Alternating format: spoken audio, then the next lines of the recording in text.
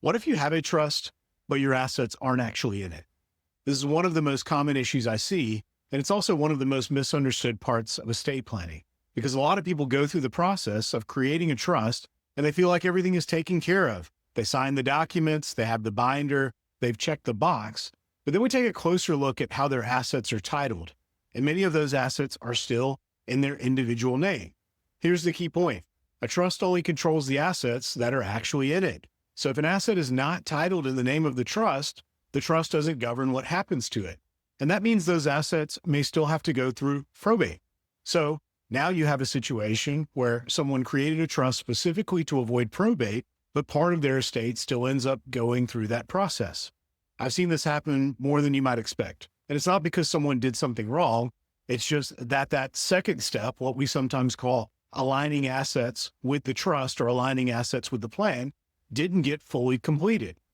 Let me give you a practical example to demonstrate this in action. Someone creates a trust, but their home is still in their individual name, or their bank accounts are still in their individual name. Maybe one of them got overlooked.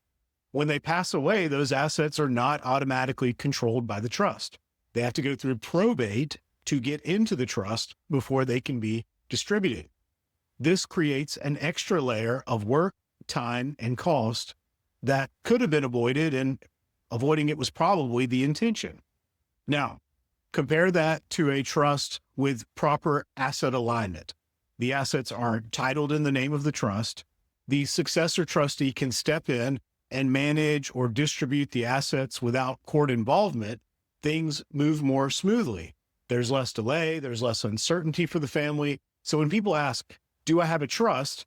The better question is my trust fully funded?